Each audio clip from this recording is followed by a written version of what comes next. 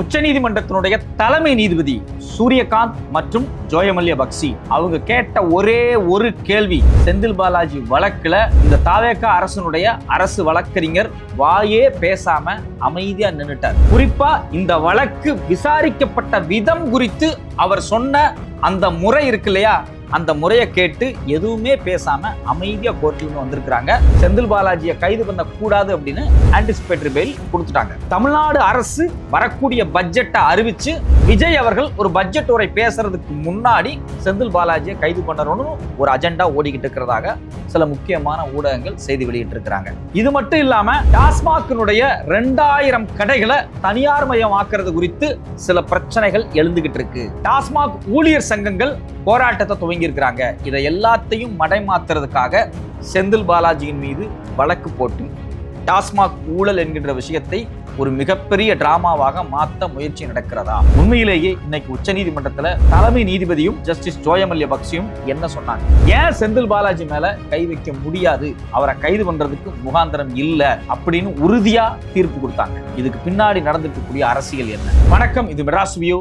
நான் உங்கள் சத்யராஜ். செந்தில் பாலாஜி அவருடைய வழக்கு இன்னைக்கு உச்சநீதிமன்றத்தில் விசாரணைக்கு வந்துச்சு. உச்சநீதிமன்றத்தினுடைய தலைமை நீதிபதி சீஃப் ஜஸ்டிஸ் ஆஃப் இந்தியா சூரியகாந்தே இந்த வழக்குல நேரடியா ஆஜரானார். ஏன்னா அவருடைய பெஞ்சுக்கு தான் இந்த வழக்கு வந்துச்சு.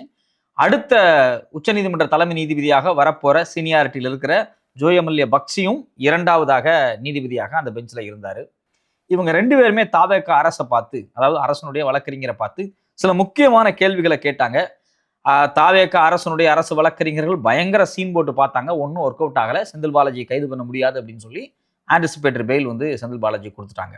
இன்னைக்கு கோர்ட்ல நடந்த மிக முக்கியமான டிராமாவே என்ன அப்படின்னா, அரசு வழக்கறிஞராக சீனியர் அட்வொகேட் குரு கிருஷ்ணகுமார் போயிருக்கிறாரு. அவரோட 2 பேர் போயிருக்காங்க. ஒன்று ஹரிப்பிரியா, இன்னொன்று சித்தார்த் தேவ். இவங்க 3 பேர் அரசாங்கம் சார்பாக போயிருக்கிறாங்க. கோர்ட்ல போய் நின்று பார்க்கும்போது செந்தில் பாலாஜி அவருக்கு சார்பாக அங்க நின்று வழக்கறிஞர்கள் எல்லாமே சீனியர் அட்வொகேட்ஸ். கிட்டத்தட்ட 12 பேர் நின்றுருக்காங்க. சினிமாவில் காமிக்கிற மாதிரி ஒரு பெரும் படையே செந்தில் பாலாஜிக்காக வந்திருக்கு. இதில் குறிப்பாக சீனியர் அட்வொகேட் கபில் சிபல் வந்திருக்கிறாரு. இது இல்லாம முகுல் ரோஷி வந்திருக்காங்க. இன்னொரு சீனியர் அட்வொகேட் அமித்குமார் திவாரி வந்திருக்கிறாரு. இது இல்லாம தமிழ்நாட்டினுடைய திமுகவினுடைய MP senior advocate NR Elango, Baranikumar, Thangadurai, Nakul Mukht அப்படின்னு சொல்லிட்டு ஒரு பெரிய பட்டாளமே ஒரு 12 பேர் போய் நின்றுருக்கிறாங்க. நின்றுட்டு இந்த டாஸ்மாக் வழக்கில் நடந்த எல்லா விஷயத்தையும் சொல்லியிருக்கிறாங்க. ஒரு முக்கியமான இடத்துல இந்த தாவேகா அரசு கோட்டை விட்டுருச்சு. அதனாலதான் செந்தில் பாலாஜி கைது பண்ண முடியாத அளவுக்கு ஆன்டிசிபேட்டரி பெயில் கிடைச்சதுக்கான காரணம். செந்தில் பாலாஜி மேல போடப்பட்டிருக்கக்கூடிய வழக்கு அப்படிங்கிறது இப்போ இந்த ஜூலைல போடப்பட்ட வழக்கு. இந்த ஜூலைல போடப்பட்ட வழக்குல அவங்க சொல்லக்கூடிய குற்றச்சாட்டு என்ன அப்படின்னா, சில பார் லைசன்ஸ் எடுக்காம அவங்க நடத்திட்டு இருந்திருக்காங்க. ஒரு 285 பார் அப்படிங்கிறாங்க. இதுக்கும் செந்தில் பாலாஜிக்கு என்ன தொடர்புன்னு இது வரைக்கும் டாக்குமெண்ட்ல எந்த எவிடன்ஸும் இல்லை. லாரி டெண்டர்ஸ், அதாவது சரக்கை ப்ரொக்யூர் பண்ணிட்டு வரக்கூடிய சாராய ஆலைகள்ல இருந்து கொண்டு டாஸ்மாக்ல கொடுக்கக்கூடிய அந்த டெண்டர்ல முறைகேடு அப்படிங்கிறாங்க. அதுக்கும் செந்தில் பாலாஜிக்கும் என்ன தொடர்புன்னு இது வரைக்கும் எந்த டாக்குமெண்ட்ரி எவிடன்ஸும் கிடையாது. இது இல்லாம இன்னொரு முக்கியமான விஷயம் என்ன, அந்த குறிப்பிட்ட சாராய நிறுவனத்திட்ட இருந்து தான் சரக்குகளை வாங்கணும் அப்படிங்கக்கூடிய ஒரு பிரச்சனை. சரி, இது எல்லாத்தையும் எதன் அடிப்படையில இந்த தாவேகா அரசு எஃப்ஐஆர் போட்டாங்க? நீங்க எஃப்ஐஆர் போட்டிருக்கீங்களா? எதன் அடிப்படையில் எஃப்ஐஆர் போட்டிருக்கீங்க? இங்கதான் மாற்றாங்க வசமா. யாருன்னா தாவேகா அரசு. இன்னைக்கு இந்த வழக்கு கோர்ட்ல நிக்காம போனதுக்கு அதான் ரொம்ப ரொம்ப முக்கியமான ஒரு காரணம். இவங்க என்ன சொல்றாங்கன்னா, 2021 2025 இந்த இடைப்பட்ட காலகட்டத்தில் இது மாதிரியான முறைகேடுகள் நடந்திருக்கு. அதன் அடிப்படையில் நாங்க வழக்கு போட்டிருக்கிறோம். இதை எதன் பேசா வச்சு வழக்கு போடுறோம் அப்படின்னா, ஏற்கனவே அமலாக்கத்துறை இந்த டாஸ்மாக் குறித்தான விவரங்களை விசாரிச்சிருக்கிறாங்க. அப்படி விசாரிச்சுட்டு கடந்த மே 2025 உச்சநீதிமன்றத்துல என்ஃபோர்ஸ்மெண்ட் டிபார்ட்மெண்ட் அமலாக்கத்துறை அவங்களுடைய அஃபிடவிட்டை சப்மிட் பண்ணியிருக்காங்க. அந்த அஃபிடவிட்ல இருக்கக்கூடிய விஷயங்களை எடுத்து வச்சுதான் நாங்க அதை பிரிமா ஃபேஸா வச்சு அந்த வழக்குல எஃப்ஐஆர் போட்டிருக்கிறோம் அப்படிங்கிற மாதிரி சொன்னாங்க. இங்க அடிப்படையில் வரக்கூடிய கேள்வி என்ன அப்படின்னா, அந்த வழக்கையே விசாரிக்க கூடாது அப்படின்னு அன்னைக்கு உச்சநீதிமன்றத்தினுடைய தலைமை நீதிபதியார் கோர்ட்லயே வச்சு வெளுவெளுன்னு வெளுத்து விட்டுட்டாரு. சாதாரணமாலாம் இல்ல, எல்லாம் மீறி போயிட்டு இருக்கீங்க. நீங்க இந்த வேலைலாம் பண்ற வேலை வச்சுக்காதீங்க. மாநில உரிமைக்கே எதிரானது. டாஸ்மாக்ங்கிறது ஒரு அரசு நிறுவனம். அரசு நிறுவனத்தில் நீங்க எப்படி போய் ரைடு பண்ணுவீங்க? ஒரு அரசு நிறுவனத்தையே நீங்க எப்படி குற்றச்சாட்டுக்கு உட்படுத்துவீங்க அப்படின்னு சொல்லி வச்சு செஞ்சுட்டாரு. அது ஒரு சரியான கேஸ் உச்சநீதிமன்றத்துல கடந்த மே 2025 நடந்தது. இதுல இன்னொரு அடிப்படையான மிஸ்டேக்கை தாவேகா அரசு என்ன பண்ணி மாட்டிக்கிச்சு அப்படின்னா, இதுக்கு முன்னாடி அமலாக்கத்துறை விசாரிச்சாங்க பாத்தீங்களா, அவங்க 2017 2022 இந்த இடைப்பட்ட காலகட்டத்தில் போடப்பட்ட எஃப்ஐஆர்களை மொத்தமா கிளப் பண்ணி 41 எஃப்ஐஆரா விசாரணைக்கு கொண்டு வந்தாங்க. மொத்தம் 53 எஃப்ஐஆர் 2016 2025 வரைக்கும். இந்த 53 எஃப்ஐஆர்ல இடி அமலாக்கத்துறை செலக்டிவா 41 எஃப்ஐஆரை மட்டும் எடுத்துக்கிட்டு தான் இந்த வழக்கை அவங்க விசாரிச்சாங்க. அதுல பாத்தீங்க அப்படின்னா இந்த 41 எஃப்ஐஆர்ல 32 எஃப்ஐஆர் யாரு போட்டது அப்படின்னா தமிழ்நாடு லஞ்ச ஒழிப்புத்துறை திரு ஸ்டாலின் இருக்கும் போதும் சரி, திரு எடப்பாடி இருக்கும் போதும் சரி, அவங்க ரைடு பண்ணி வழக்கு போட்டது. இது ஸ்டாலின் அரசு மேலேயோ இல்ல எடப்பாடி அரசு மேலேயோ, ஸ்டாலின் அவர்கள் முதலமைச்சராக இருக்கும்போது செந்தில் பாலாஜி மது ஒழிப்புத்துறையினுடைய தலைவராக இருந்தார் இல்லையா, அந்த காலகட்டத்தில் அந்த அரசு போட்டது. யார் மேல? டாஸ்மாக் ஊழியர்கள் மேல, டாஸ்மாக் இருக்கக்கூடிய சீனியர் மேனேஜர்கள் மேல, டாஸ்மாக் டெண்டர் விடக்கூடிய ஆட்கள் இருக்கா இல்லையா, அவங்க மேல போட்டது. எப்படின்னா போய் ரைடு பண்றாங்க. ரைடு பண்ணும்போது சில சிக்கல்கள் வருது. அந்த 41 வழக்குல 32 வழக்கு லஞ்ச ஒழிப்புத்துறை ஸ்டாலின் தலைமையிலையும் எடப்பாடி தலைமையிலையும் போய் ரைடு பண்ணி போட்ட வழக்கு. இதுல 9 வழக்கு பாத்தீங்க அப்படின்னா டாஸ்மாக் எம்ப்ளாயிஸ் இருக்காங்கல்ல, அவங்களே டைரக்டா கொடுத்த வழக்கு. சோ இதுல முக்கியமான விஷயம் என்ன அப்படின்னா, அதுல ஒரு வழக்கு மட்டும் நவம்பர் 2022 டாஸ்மாக் அபிஷியல்ஸ் ரைடு போகும்போது அங்க இருந்த அந்த குறிப்பிட்ட சாராய உரிமையாளருடைய ஆட்களுடைய பிரசன்ஸ் இருந்து பாத்தீங்களா, அங்க பணம் இருந்தது வச்சு வழக்கு போட்டுக்கிறாங்க. இப்ப இதுல இருந்து நமக்கு என்ன தெரியுது? அமலாக்கத்துறை விசாரிச்சதே ஸ்டாலினும் எடப்பாடியும் போட்ட வழக்குல தான் அப்படிங்கிறது தெளிவா புரியுது. இதுல இன்னொரு முக்கியமான விஷயம், இந்த 41 கேஸ் இருக்கு பாத்தீங்களா, இந்த 41 கேஸ்ல 1000 கோடி முறைகேடு அப்படின்னு அமலாக்கத்துறை ஒரு பிரஸ் ரிலீஸ் பண்ணாங்க. ஆனா ஆதாரப்பூர்வமா வெறும் 92 லட்சம் ரூபாய் தான் டாக்குமெண்ட்ரி எவிடன்ஸ். ஏன் நான் இதெல்லாம் சொல்றேன் அப்படின்னா, இதுக்கும் இன்னைக்கு கோர்ட்ல நடந்ததுக்கு ஒரு முக்கியமான லிங்க் இருக்கு. ஸோ இன்னைக்கு கோர்ட்ல நடந்தது என்னன்னு புரியணும் அப்படின்னா இதுல புரியணும். இந்த 40 வழக்குல மொத்தமாக 30 லட்சம் ரூபாய் பிடிபட்டிருக்கு. ஒரே வழக்குல மட்டும் 62 லட்சம் ரூபாய் பிடிபட்டிருக்கு. இந்த 40 வழக்குலையும் பாத்தீங்க அப்படின்னா ஒரு வழக்குல 8 லட்சம் ரூபாய் பிடிபட்டிருக்கு. அப்போ கிட்டத்தட்ட 39 வழக்குல வெறும் 22 லட்சம் ரூபாய் தான் லஞ்சமா பிடிக்கப்பட்டிருக்கு. இது பாத்தீங்கன்னா சாதாரணமா அந்த டாஸ்மாக் ஊழியர் ஒரு 5000 ரூபாய் வச்சிருந்தாரு, 10,000 ரூபாய் வச்சிருந்தாரு அப்படின்னா அந்த 5000த்துல ஆரம்பிச்சு 5 லட்சம் ரூபாய் வரைக்கும் கேஷ் வச்சிருந்ததாக பிடிக்கப்பட்டதுதான் இந்த 92 லட்சம் ரூபாய். இந்த 92 லட்சம் ரூபாய் பிடிபட்ட அந்த மொத்த வழக்கு, இதெல்லாம் யார் போட்டது? இந்த வழக்கை ஸ்டாலின் போட்டதும் எடப்பாடி போட்டதும் அங்கங்க இருந்தது. மொத்தமா கிளப் பண்ணி 2023 அக்டோபர் மாசம் அமலாக்கத்துறை எஃப்ஐஆர் பதிவு பண்றாங்க. எஃப்ஐஆர்னா அவங்களுடைய இசிஐஆர், அதாவது என்ஃபோர்ஸ்மெண்ட் டிபார்ட்மெண்ட்டுடைய அவங்க ஒரு தனியான ஒரு எஃப்ஐஆர் போடுவாங்க. அதை கிளப் பண்ணி அவங்க போட்டு இதை விசாரிக்கிறாங்க. மார்ச் 2025 இந்த விசாரணை தீவிரப்படுத்தப்படுது. பல இடங்கள்ல ரைடு நடக்குது, டாஸ்மாக்ல ரைடு நடக்குது.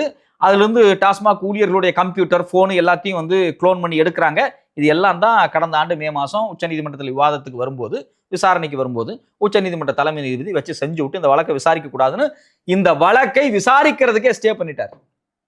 அதாவது அமலாக்கத்துறை கொடுத்த டாக்குமெண்ட்ரி எவிடன்ஸ் இருக்கு பாத்தீங்களா, அந்த அஃபிடேவிட்டை விசாரிக்க கூடாதுன்னு தடை போட்டுட்டுச்சு உச்சநீதிமன்றம்.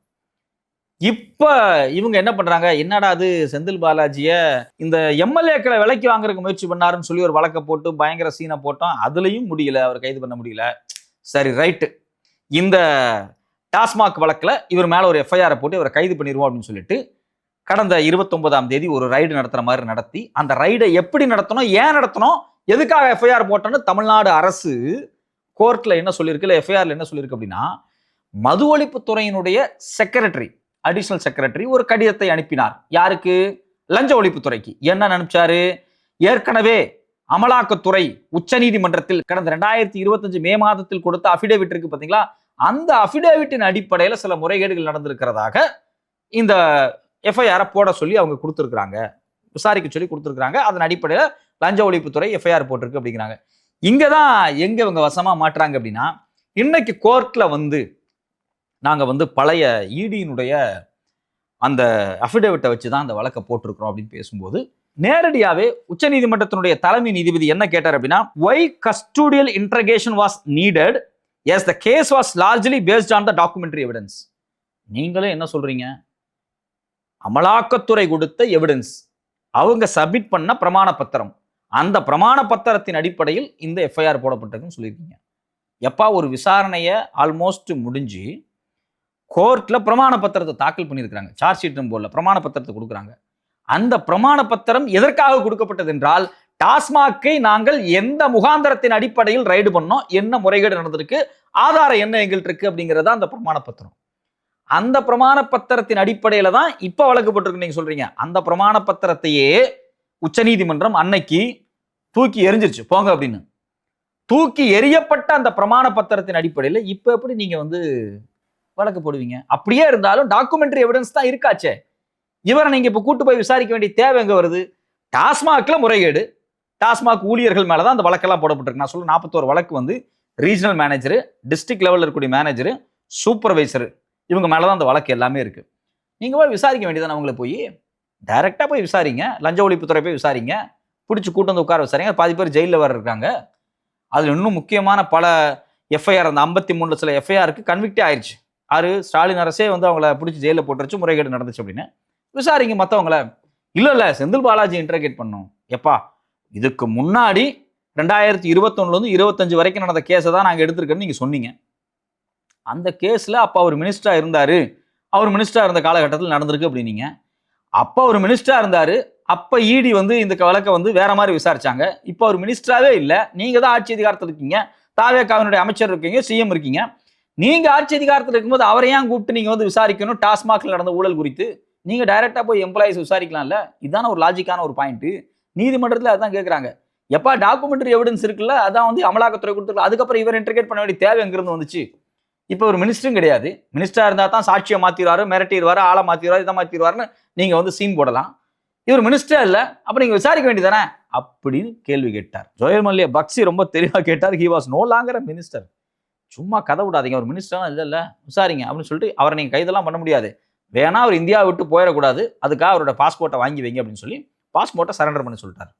ஸோ அப்போ இதுல என்ன நடக்குது அப்படின்னா, செந்தில் பாலாஜி அவர்கள் மேல இது 3வது அட்டெம்ப்ட். முதல் அட்டெம்ப்ட் இந்த டிரான்ஸ்பாரம் ஊழல், எலக்ட்ரிசிட்டியில் இப்போ எலக்ட்ரிசிட்டி போர்டில் பிரச்சனை ஆயிடுச்சு. அவர் எலக்ட்ரிசிட்டி போர்டுக்கு தலைவராக இருக்கும்போது, மினிஸ்டராக இருக்கும்போது பயங்கர ஊழல் பண்ணிட்டாரு அப்படின்னு சொல்லி அவர் மேல ஒரு பெரிய சீனை போட்டு நாங்க வெள்ளை பேப்பர் விட போறோம் அப்படின்னு நிர்மல் அப்படியே பயங்கரமா குதிச்சுக்கிட்டு வெள்ளை பேப்பர் வெளியிட்டாரு. அந்த வெள்ளை பேப்பர் வெளியிட்டது மிகப்பெரிய பின்னடைவா தாவேகா அரசுக்கு போயிடுச்சு. ஏன் அப்படின்னா, செந்தில் பாலாஜி அமைச்சராக இருந்த காலகட்டத்தில் அந்த துறையினுடைய லாஸ், நட்டம் இருக்கு பார்த்தீங்களா, அதை குறைச்சிருக்கிறாரு அப்படின்னு டாக்குமெண்ட்ரி எவிடன்ஸ் சொல்லி வந்துருச்சு. அவர் நிர்மல் கொடுத்த அந்த வெள்ளை பேப்பர் திமுகவுக்கும் செந்தில் பாலாஜிக்கும் மிகப்பெரிய சாதகமா மாறிடுச்சு. 2வது விஷயம் என்ன, செந்தில் பாலாஜி மேல அந்த எம்எல்ஏக்களை விலைக்கு வாங்க முயற்சி பண்ணாருன்னு சொல்லி ஒரு எஃப்ஐஆர் போட்டாங்க. அந்த எஃப்ஐஆரும் கோர்ட்ல எடுபடலை. அந்த எஃப்ஐஆர்ல இவங்க என்னன்னு போட்டாங்க, தாவேகா ஆட்சியை கலைப்பதற்கான சதி. இது பெரிய ஜனாதிபதி ஆட்சி, இளைஞர்கள்லாம் போராடி போய் அந்த ஆட்சியை கலைக்கிற மாதிரி ஒரு பில்டப். ஒரு எம்எல்ஏவை விலைக்கு வாங்குறது எப்படி ஆட்சி கலைப்புக்கு உட்படுத்த முடியும்? ஆட்சி கலைப்பு அப்படின்னு எப்படி ஒரு போலீஸ் எஃப்ஐஆர் போட முடியும்? அவரோட எஃப்ஐஆர்ல ஆட்சி கலைப்புன்னு குறிப்பிட்டிருக்காங்க. அது அப்போ கோர்ட்ல வச்சு எதுக்கு இப்படிலாம் போட்டிருக்கீங்க அப்படின்னப்போ, இல்ல அந்த வார்த்தையை நாங்க நீக்கிறோம் அப்படின்னு சொல்லி காவல்துறை அந்த வார்த்தை நீக்கிருச்சு. இப்பவும் பாத்தீங்க அப்படின்னா கரூர் கேங் அப்படின்னு சொல்லி எல்லாம் பயன்படுத்தி இருக்கிறாங்க. எதுல? இப்ப இவங்க போட்ட எஃப்ஐஆர்ல. அது எப்படி முன்னாள் அமைச்சர் மேல கரூர் கேங்கு நீங்க போடுவீங்க? ஸோ அப்ப இதெல்லாம் ஏதோ யூடியூப்ல உட்காந்து சவுக்கு சங்கர் மாதிரியான ஆட்கள் பேசுறாங்க இல்லையா, அதை கேட்டுட்டு யாரோ உட்காந்து எஃப்ஐஆர் எழுதுன மாதிரி இருக்கு அப்படின்னு சொல்லி பல விவாதங்கள் வந்திருக்கு. எனக்கு தெரிஞ்சு அடுத்த தடவை நீதிமன்றத்துக்கு போகும்போது எப்படி நீங்க கரூர் கேங்குன்னு போட்டீங்க, அவர் முன்னாள் மினிஸ்டர் தானே, அதை நீக்குங்கன்னு சொல்லுவாங்க. அப்புறம் நீக்கி தான் ஆகணும், வேற வழி கிடையாது. ஸோ அப்போ செந்தில் பாலாஜி அவர்களை டார்கெட் பண்ணி தூக்கிடணும். இதுல என்ன, ஏன் அவரை தூக்கணும்? இதுல என்ன ஒரு முக்கியமான விஷயம் பேசப்படுது அப்படின்னா, மின்னம்பல மாதிரியான பத்திரிகைகள் என்ன சொல்றாங்க அப்படின்னா, வரக்கூடிய பட்ஜெட் இருக்கு பாத்தீங்களா, அந்த பட்ஜெட்டுக்கு முன்னாடி செந்தில் பாலாஜி அவர்களை ஊழல் பண்ணியிருக்கிறாரு, இவங்கள மாதிரி ஆட்கள் பார்ட்டி ஃபண்ட் கலெக்ட் பண்ணதுனால தான் பட்ஜெட்ல புது திட்டங்களுக்கு நிதி ஒதுக்க முடியல அப்படின்னு சொல்லி மக்களை கன்வின்ஸ் பண்றதுக்காக இந்த தாவேகா அரசு முயற்சி பண்றதாக அவங்க ஒரு செய்தி வெளியிட்டிருக்காங்க. ஆனா நமக்கு இன்னொரு சந்தேகம் என்ன வருது அப்படின்னா, டாஸ்மாக தனியார் மயம் பண்ண போறோம், 2000 கடையை தனியாருக்கு கொடுக்க போறோம் அப்படிங்கிற மாதிரியான செய்தி வெளியே வருது இல்லையா. இந்த செய்தியை மடமாற்றுவதற்காக, ஏன்னா இந்த செய்தியை பெரிய எதிர்ப்பு போராட்டம் வரும். டாஸ்மாக் ஊழியர்கள் 2000 பேர் 3000 பேர் இறங்கி போராட ஆரம்பிச்சிருவாங்க. ஏற்கனவே 2 நாளைக்கு முன்னாடி அதை அறிவிப்பு சொல்லிட்டாங்க. டாஸ்மாக்க முறைப்படுத்துங்கன்னு சொன்னா நீங்க தனியாருக்கு கொடுக்குறீங்களே அப்படின்னு ஒரு பெரிய போராட்டம் வந்துடும். இதை சமாளிக்கிறதுக்காக செந்தில் பாலாஜின்னு ஒரு மாசத்தை ஓட்டிடலாம் அப்படின்னு பாக்குறாங்க. அதுவும் ஒர்க் அவுட் ஆகல. மேபி இந்த பட்ஜெட்ல டாஸ்மாக் தனியார் மையம் குறித்து முக்கியமான அறிவிப்பு வரலாம், பிரச்சனை ஆகலாம், போராட்டம் வரலாம், எதிர்ப்பு வரலாம். குறிப்பாக அன்புமணியே வெளிப்படையா எதிர்ப்பு தெரிவிச்சார். சரக்கடிக்கிறத குறைங்க அப்படின்னா நீங்க சரக்கடிக்கிறத அதிகப்படுத்துறதுக்கான வேலையை பாக்குறீங்க, தனியார்ட்ட விட்டா என்ன ஆகும்? இப்ப நான் ஒரு தனியார் நான் வந்து ஒரு டெண்டர் எடுக்கிறேன் அப்படின்னா இந்த வருஷம் 1 கோடி ரூபா சேல்ஸ் ஆயிருக்கு அப்படின்னா அடுத்த வருஷம் 1 கோடியே 50 லட்சம் சேல்ஸ் பண்ணணும் அப்படிங்கிறதுக்காக கடைக்கு கொடுத்துருக்கக்கூடிய நேரத்தை விட இன்னொரு மணி நேரத்துக்கு முன்னாடியே போய் கடை திறப்பாங்க.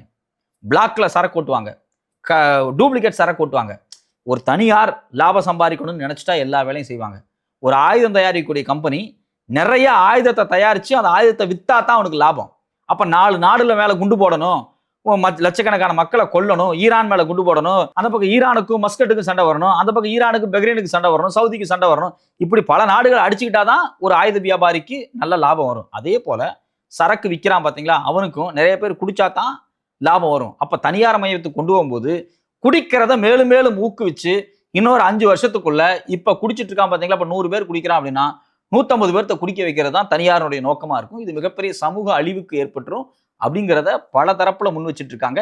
இந்த எதிர்ப்புகள் வலுப்பற்று விடக்கூடாது அப்படிங்கிறதுக்காக இப்பவே செந்தில் பாலாஜியை கைது பண்ணி டாஸ்மாக்ல முறைகேடு, அதை பண்ண முடியல இதை பண்ண முடியல, ஒரு பெரிய உளப்பல் வேலை செய்யலாம்னு சில திட்டங்கள் நடக்குதுங்கிற சந்தேகம் எழுகிறது.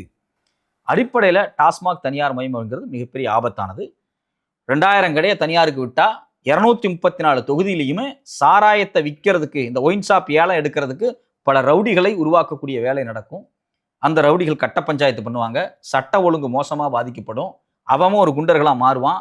அவன்லாம் எவ்வளோ விற்கிறானோ, ஒரு மாதம் 5 கோடிக்கு விற்கிறான்னா ஒரு குறிப்பிட்ட தொகையை யாருக்கு லஞ்சமாக கொடுப்பான், எந்த கட்சிக்கு வேணாலும் லஞ்சமாக பார்ட்டி ஃபண்டாக கொடுப்பான். அது எந்த பார்ட்டி வேணாலும் வாங்கும், எந்த பார்ட்டி அவங்களுக்கு டெண்டர் கொடுத்துருக்கோ அந்த பார்ட்டிக்கு அவங்க கொடுப்பாங்க. அவங்க ஒரு அதிகார மட்டமாக செயல்பட்டு சட்ட ஒழுங்கு பிரச்சனையாகி குடிகாரர்கள் அதிகமாகி இன்னும் மோசமான சூழல் ஏற்படும். 10 ரூபா பாட்டிலுக்கு எக்ஸ்ட்ரா வாங்கிட்டாங்கன்னு போராட்டம் பண்ணி பிரச்சனை பண்ணு தான் இதனுடைய மைய நோக்கம். தனியாருக்கு கொடுத்துட்டீங்க அப்படின்னா ஒரு பாட்டிலுக்கு 50 ரூபா எக்ஸ்ட்ரா விற்பான், அதை எவனும் கேள்வி கேட்க முடியாது. போராட்டம், இந்த கடையை தூக்குங்க, கோயில் பக்கத்தில் இருக்குது, இந்த கடையை பள்ளிக்கூட பக்கத்தில் இருக்க இந்த பார் தூக்குங்கன்ட்டு போனால் அவனே ஆள் வச்சு அடித்து நொறுக்குவான். இவ்வளவு மோசமான சூழலை நோக்கி தமிழ்நாடு போய்விடக்கூடாது. இந்த தனியார் மையம் தடுக்கப்பட வேண்டும். இந்த தனியார் மையத்தை மடைமாற்றுவதற்காக செந்தில் பாலாஜி போன்றவர்களை கைது நடவடிக்கை என்கின்ற டிராமாக்கள் நடந்தால் அது தவிர்க்கப்பட வேண்டும். உண்மையிலேயே உச்சநீதிமன்றம் இன்னைக்கு கொடுத்திருக்கக்கூடிய தீர்ப்பு அப்படிங்கிறது மதிக்கத்தக்க ஒரு தீர்ப்பு. பொறுத்திருந்து பார்ப்போம் அடுத்து இந்த அரசு என்ன செய்யுது அப்படின்னு.